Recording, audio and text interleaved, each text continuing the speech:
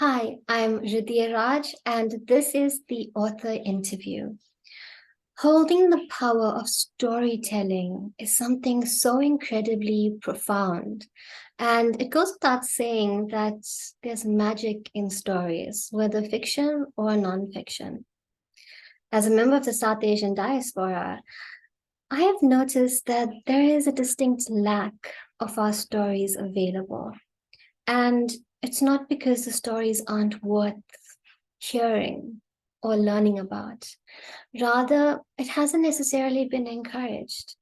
And one author that is definitely bringing about change in this arena is, of course, the phenomenal Joanne Joseph, the author of Children of the Sugarcane. Joanne has told the story in a way that makes it approachable. But Joanne, let me leave this to you. Welcome to the author interview. Raj, thank you so much for having me. Lovely to be with you today. John, it is an absolute pleasure to host you. And let's start with your inspiration for Children of the Sugarcane. Where did this begin? It began when my daughter was born, actually, just over 16 years ago. And I started thinking to myself, I know a lot about my father's family, but as she grows older, she will also ask me about my mother's family, and I have no idea about the history of that family. And it's become increasingly important for me over the years to be able to explore the matrilineal line, and to explore from a feminist point of view the women who've come before us, and what impact they've had on us in the long term as a family. And so I started exploring by just trying to find out a little bit about my great-grandmother. All I knew at that point was her first name, Adalakshmi, and I knew that she had come to South Africa as an indentured laborer. And when I asked my mom more about her, she didn't have the information at hand. Her parents had died when she was quite young, so quite a lot of the family's oral history was lost with them. But at the same time, here in South Africa, Indian South Africans do not have the kind of oral culture and the handing down of oral history and stories as happens in the African cultures, for example. And as a result, quite a lot of that was lost over the process. And so, I tried to get as much information as I could from the family. There wasn't much information available. And then I went to the archive and I found my great-grandmother, but there was so little information on her that I actually could not write a nonfiction book. And I realized I was going to have to fictionalize it. But there were also wonderful, inspiring, traumatic stories of other women who had come, like my grandmother from India, my great-grandmother, and I felt, well, maybe this is an opportunity to create characters that become vehicles for the stories of lots of indentured women. So that's how the book came about. So this is something that I can relate so much to. Unfortunately, we recently lost my grandmother, and when Sorry about that, really. thank you. But when we were, I guess, putting together the tributes, that was when I learned so much of information about the family. And that is astounding to me. I am almost 30 years of age and I did not have the history of my family. I, like you, have gone to the archives with just a first name and gone in search, and there is so little information that's available, and there's so little that is known. And when we delve deeper into this, that is when we come to learn where we truly come from. And why I mention, the South Asian diaspora as opposed to just Indian history is because as South African Indians, we are a bit different from Indians that still reside in India or other NRIs. And like you've mentioned, that matrilineal, sorry, the matriarch of the family had held such power, and that was lost without the sharing of the stories. And I'm so glad that you had taken this journey, because it's more than just your daughter that sees the benefit of it. It is countless others. And tell me a bit about these characters that you fictionalized. Where have they taken you as a journey? So yeah, they've become important important carriers of a lot of women's stories. I see them really as receptacles. They're human beings, and in my mind, they're very real people because I've lived with them for 9 years. But there are also these receptacles of history that have been lost. When you say you go to the archive and you don't find much information, the British were pretty good at bureaucracy. And so we've got a record of our ancestors coming if we can find the right names and eventually get to the point where we find out what ships they arrived on, where they were sent to work and that kind of thing. But there's a part of the archive that just will not let us in on the human side of them. It will not talk to their day-to-day sufferings. It will not tell us about what life on the plantations or in whatever spaces they were sent to work was like for them. It won't tell us about their incredible relationships that they built. It won't tell us why they decided to stay. And you're quite right when you say that people of Indian descent living in South Africa are very different to Indian-born people. I always find it quite astonishing when at times of racial disharmony, people say, go back to where you came from. This is where we come from, and this is where we have been for 4 generations. Africa's our home. And Yes. so we live in a kind of hybridized culture. It's not India. We are not Indian, although we are of Indian extract and phenotype, right? And I think that's very important for us to realize. It's all very well celebrating the motherland and our culture that we've brought with us, or that our ancestors brought with us, and that still characterizes our daily lives in many ways. But we are primarily African Indians. Yes. And I think it's important that we learn to grapple with that identity in the way that it actually plays out in real life, rather than a romanticized notion of connections with India that are not the same as when our ancestors left. So these women that I've designed in the book are characters who are really grappling with the day-to-day life, the day-to-day reality of indenture. They're telling the story of what it was like to leave home, to leave families behind, to experience a huge amount of danger on the ships, to walk those long distances to the depots and the sub-depots, to be duped, some of them, into believing that this place, Port Natal, was going to be a land of milk and honey for them. And I follow that journey where they come to Port Natal and they suddenly realize that it's nothing like what they were promised.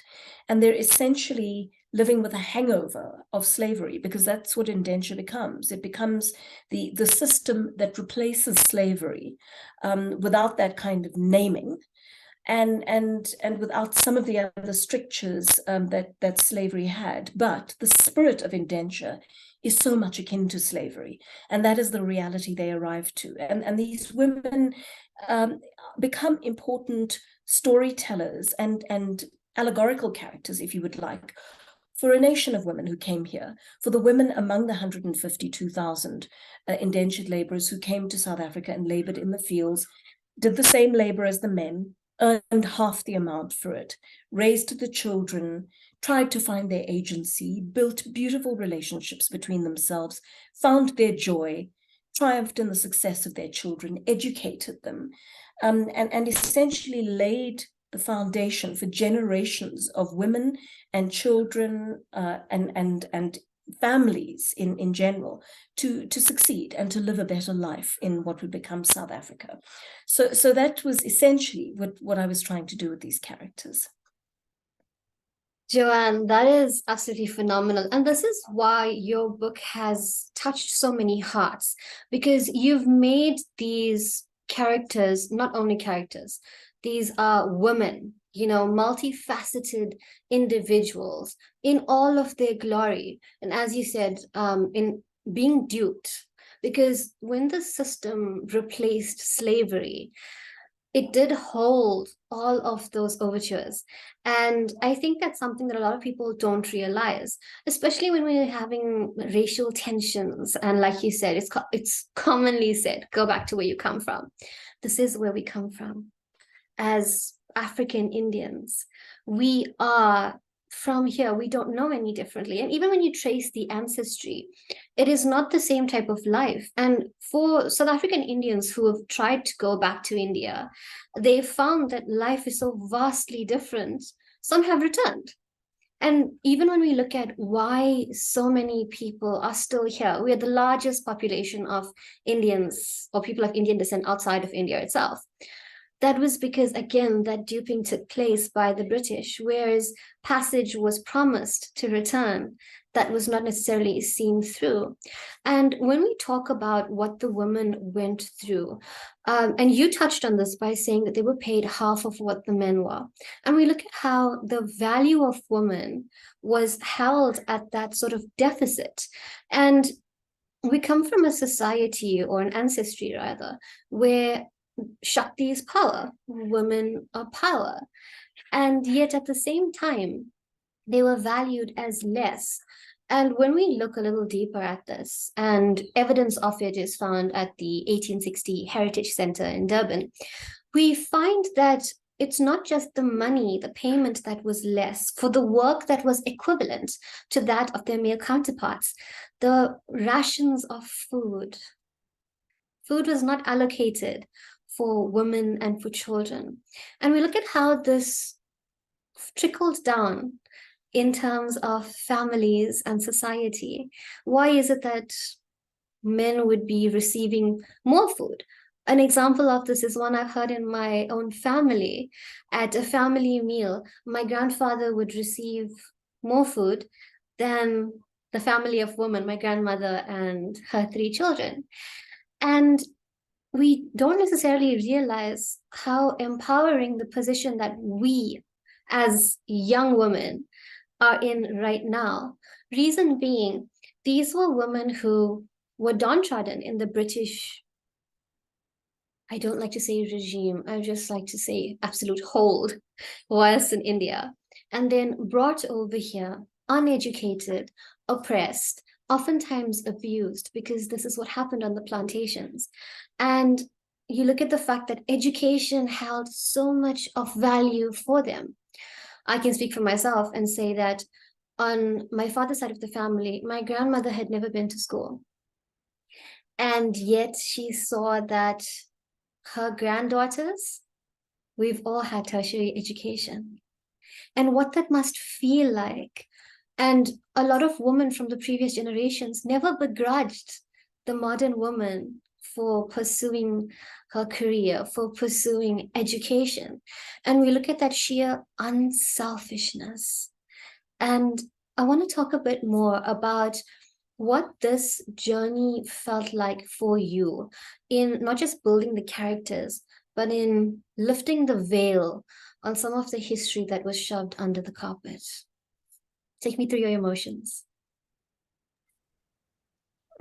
So it's complex, because when your first hint at how you feel about history is when you go back and explore it, and when you see the British, of course, had a very patriarchal culture, which came with the British Raj that took over India, right? Once they annexed India, their laws, their regulations, their ways of seeing the world infiltrated Indian life, and it infiltrated both public and private life.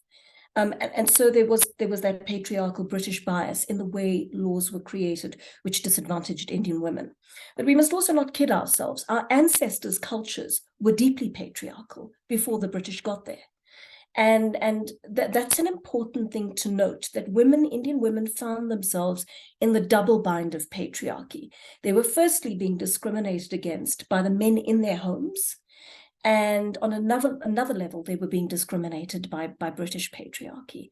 And so, I can't quite imagine what it must be like to live in that. We live in a country that is full of violence against women today, but at the very least, on paper, we have an acknowledgement that women are equal in our society, that women are entitled to everything that men and other people on the gender scale are entitled to, and therefore, that has become one of the greatest triumphs, right? And we came from a culture that was centuries old. Yes. There are about 6,000 years of history that preceded indenture. And so there was a sense that, I mean, there'd been so many rulers in India. It had been colonized several times by different people. But interestingly enough, before the British had colonized it, the Mughals and all sorts of other people who had colonized it had brought culture. Yes. And whatever we have to say about the way they ruled, the Indian cultures became infused with those of their colonizers and their rulers. And there was a lot of knowledge that had been injected into Indian cultures as a result. And so there was a love for knowledge. Yes. There was a sense that knowledge was the one thing that promoted you. You were living under a system, if you were Hindu, for example, which most of the population was at that time. You had a sense that in order to, you would not be able to break out of the caste system easily.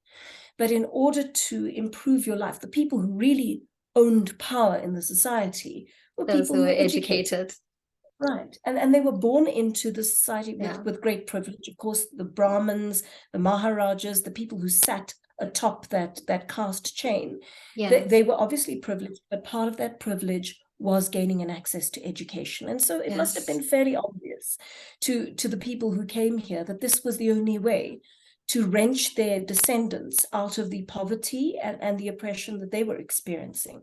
And they made a big sacrifice in that context, Raj, because the schools that existed at the time when the indentured laborers came to Port Natal were not Hindu schools or Muslim schools. Those came a little bit later. They were Christian schools. And so if you wanted, as an indentured laborer, the laborers were either largely Hindu or they were Muslim, very few Christians who arrived with them. They had a sense that if you sent your children to the school, you were going to have to make a sacrifice because your religion and your culture were going to be demonized.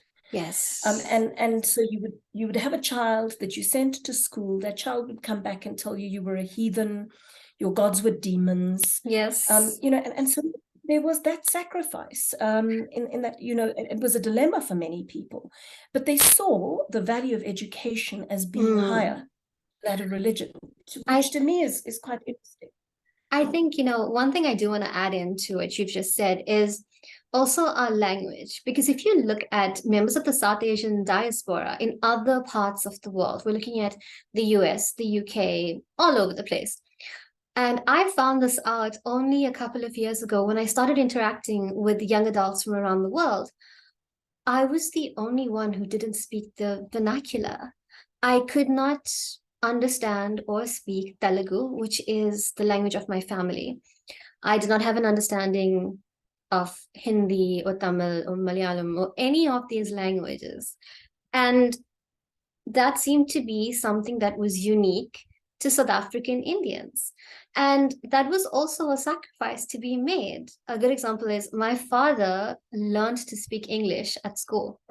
At home, his mother spoke Telugu, which was her family's language, or Tamil, which was my grandfather's language. And we see that this was a sacrifice to be made, that yes, you had to sort of amputate an aspect of your life in order to give your child an option at success, an option of trying to at least pull yourself up from these shackles of poverty. And like you've mentioned, that value of education. And it's very interesting to note that while the Brahmins were born into their privilege, this was now an arena where that privilege could be found. It could be accessed through much hardship. And for example, there are schools down in Amkumas that a good example is Devi Sankri's grandfather built that school. And the education facilities that were made available came from these indentured laborers, a fancy terminology for slavery. It came from people who toiled the fields, sacrificed part of that pittance that they received, looking at the bigger picture. And I think that, I'm sure you can agree, that the ability to look into the future and see the bigger picture is something that actually helped the progression of these indentured laborers. Raj, that's why I was very careful in the book not to depict the characters as mere victims in this whole saga, because there's a temptation to do that. I mean, in many ways, they were victimized by the system. Of course they were. There's no question. The violence against them, the violence that visits the women in particular, that is visited upon them both by Indian men and British men, can almost crush them at times. Yes. It's a horrible context in which to live and to be employed and try to look after your family and raise them and improve their lot in life. But at the same time, I mean, only a quarter of the just over 152,000 indentured laborers who came from India actually went back to India. Yes. And I think there was a sense that life in Port Natal and potential opportunities in Port Natal were far greater than those in India. If we look at India at that time, they left at a time of, particularly where our ancestors came from in South Asia, the area that is now Tamil Nadu was then the Madras Presidency. There was a series of droughts and famines there. They could not subsistence farm because they were now farming for the British and farming the crops that the British wanted them to, so they could not eat from that anymore. The British had totally upended their economy, and it was completely untenable for them to live there. The very young children and the old people died during those famines. Yes. And so, many of them who came here asked, what would we be going back to? After 3 years or 5 years after our indenture ends, yes, we're probably entitled on paper to get back on a ship and go back to India, but what are we going back to? Do we even have families left there? I mean, Gayatri Bahadur writes about this in her book, Coolie Woman, about those who taken to British Guiana, and they were taken from what was then Calcutta, now known as Kolkata. And of course, they arrive there, they serve out their indenture, they get married there, they have children there, and then they go back after a certain number of years to Calcutta, and they cannot, first of all, find some of their villages because they've been destroyed in rains and mudslides, or in monsoons and mudslides. The family that they find doesn't accept them anymore because they've broken caste. Their children are forced into caste structures. So the children who are receiving an education in British Guiana are now forced to go and find laborious menial labor to keep the family going. And for many of them, there was just no choice. In that one generation, things had changed so much. You can well imagine what it's like in South Africa, right? 4 generations on. But it gives you a sense of how much changed in that short period of time for them. And how, they went back to the port and they demanded to be taken back to British Guiana because they felt that life would just be better for them there. They had more choices. And so I tried to write around that agency. You can, as many of us lived under apartheid, you can live in a situation that is oppressive, but you can be courageous enough to exercise agency. And I think that's what our ancestors did, and what needs to be recognized in a very strong way. Women made choices about relationships. If they were unhappy in a relationship, if they felt they were with a man who was violent towards them or did not provide properly, or did not care for the children, they walked out of those relationships, and they found men who were hopefully kinder to them than their previous partners. So women had choices about how the money was spent, how the children were educated. I did an interview when I was on radio with an economist, Samke Mhlongo, who told me that in the current situation in South Africa, if we do not have education, if we do not give education to this particular generation, and that trend continues, it will take 9 generations, 180 years, before South Africans get to a point where they're economically empowered, or socioeconomically empowered. So it's quite astonishing that this was essentially affected, sometimes in 1 generation, sometimes in 2 generations or more, by our ancestors. And that was a mark of agency. It was a mark of making a choice and saying, I refuse for my family to stay in the state, to remain in the state. I have ambition for my family. I have ambition for my children. My great-grandmother, when she died, by the time she died, all of her children were educated. My grandfather, in fact, had become a school principal.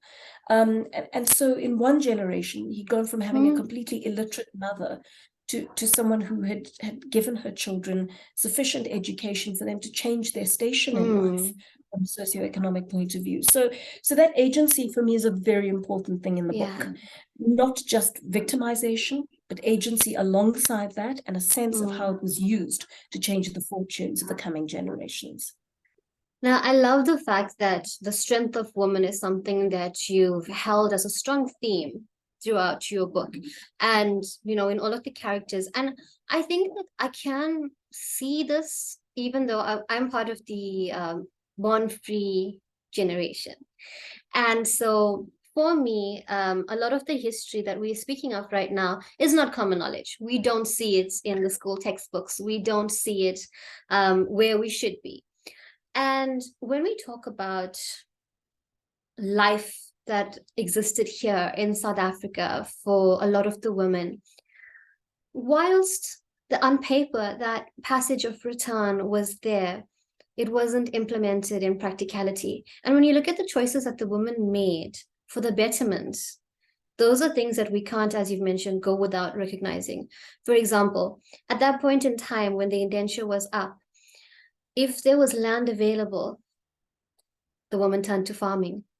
If they had the option, a good example is we're approaching Easter, dried fish, salted fish. That was a skill that was carried, a knowledge that was carried with indenture to South Africa. And now this is a part of our national holiday. So when you look at the fact that the woman made these decisions to implement the knowledge that they had, a good example as well is if you look at the photos that are shared by the 1860 Heritage Center, you'll see a woman in a sari with a fishing rod, and she's down there on the shorefront. And the purpose of this was her husband passed away. She needed to feed her family. So she took to what she knew. And I'm assuming that she came from maybe Kerala, which is very abundant in the context of seafood and fish farming. That skill that was carried, because if we're looking at, let's say, Karnataka, Tamil Nadu, and all of these surrounding areas, it's along the coastline. And that knowledge, that richness of knowledge, that is what helped them to prosper. And it was that easy to take one generation and make a difference. When we speak about our great-grandparents in this context, we realize what it was like for women to face hardship and what it took, the courage it took to rise above that. I, for one, can attest to the fact that my great-grandmother planted grass under the indenture. She planted grass. And then came my grandmother, my mother who went to college, me who was the first person to receive a university degree. And look at the opportunities that have been made available and the sacrifices made by women time and time and time again with each generation. I think that it's safe to say that the woman that we are right now, we could not be if we were not standing on the shoulders, held by the woman who came before us. And Joanne, I do want to ask you, the legacy of this book, what does that mean to you? Well, I think you've encapsulated quite a lot of that in your last, in what you've just said, Raj, because it was important for me to capture the resilience, the hardship, the courage, the ingenuity and entrepreneurship as well, because I mean, as you so rightly say, the fishing industry in South Africa was founded by indentured laborers. Not many people know that. The women did not allow themselves to fall into stereotypes of what women did. At that time. I mean, for many of them who became market gardeners, who were able to afford to buy a small plot of land, extend it over time, they had ambitions for themselves and their children. They would go knock on people's doors and say, oh, yes, Mrs. So-and-so, I know you like carrots or cabbage or turnips or whatever the case may be. Here, here's a tailored vegetable basket for you. And all of that was just, it was an understanding of how entrepreneurship works, a sort of very early, perhaps primitive understanding of it, but very much geared towards growing the family wealth, ensuring that the generations to come would at least have something, a foundation, a financial foundation on which they could build their lives. What I hope is that this book will restore some knowledge of our own past, for members of the Indian community in South Africa. But it's been a beautiful exercise in that people of all backgrounds have embraced the story, which I've been very grateful for. So I've had people from all walks of life, all colors and races and cultural and language groups say to me, gosh, I didn't know the story. Why is it not more available? You know, and it's given a lot of people an understanding and broken the stereotype that all people of Indian descent are the descendants of wealthy people who came from India. And hopefully, you know, it helps community building, it helps social cohesion if we can all talk about colonization in the context of all our ancestors who experienced it, even the ancestors who perpetuated it, right? But it allows us to go back to understanding those relationships, how they were formed, even kind of tensions among you know, the Indo-African tensions which exist in the country right now between people of Indian descent and African people. How did that come about? Do we ever ask ourselves, where did the enmity come from? It, of course, came from the British, you know, and how they set up that relationship where they threatened Indians with African labor and threatened Africans with Indian labor. And it set up a fractious relationship that still exists today. So history and historical fiction allows us to do this, to go back, to explore all of these things, to revisit our own prejudices that may have been handed down, and to get a sense of what other communities in the country have been through. And so I love this idea of a shared or collective history, where we're all able to tell our stories, where we're all able to experience that history through literature, in a way that puts us in touch with the ancestry of other members of the community who may be from a different background. Literature is just so useful in building up those pictures, in humanizing history in a way that textbooks don't always, perhaps. I mean, the academics have done wonderful work in our country, giving us the basis to write historical fiction. And I found that particularly with Children of Sugarcane, when I was writing it, you know, I had at my disposal all the brilliant work that our South African historians have done. And so we owe them a great debt in terms of that knowledge and preservation of it. But I think it's time for the writers now, the fiction writers, to stand up and say, okay, you've given us this wonderful gift. What are we going to do with it? How are we going to make it accessible to every South African who wants to know the stories of their own ancestry, other people's ancestry in the country? How useful a tool can literature be to change people's attitudes and to build a greater sense of community? I think it's hugely useful in that way. And I think the more writing of this kind we have from all communities in South Africa, the greater the chance that we start building a more united country. Joanne, and I hope to see a film adaptation like we saw in White Gold. I would love to see Children of the Sugarcane being made accessible in that way as well, because I think that it's the more people can have this, as you've mentioned, shared history that we're all aware of, the better it will be. And as said in reputed psychiatrist Dr. Madali's words, Children of the Sugarcane presents the history to you without bringing the negative energy of anger to it. It allows you to feel, to see, to understand without causing additional tension. And if there's anything that we need in South Africa right now as South African Indians, it is to have that harmony, that understanding, and profound, profound respect for ourselves, for those who we came from, and for those around us. Joanne Joseph, thank you for not just being here, but also for your work, which will transcend generations to come. Thank you. Thank you. Thank you, Raj. It's been lovely being with you, and I really appreciate the time. Okay.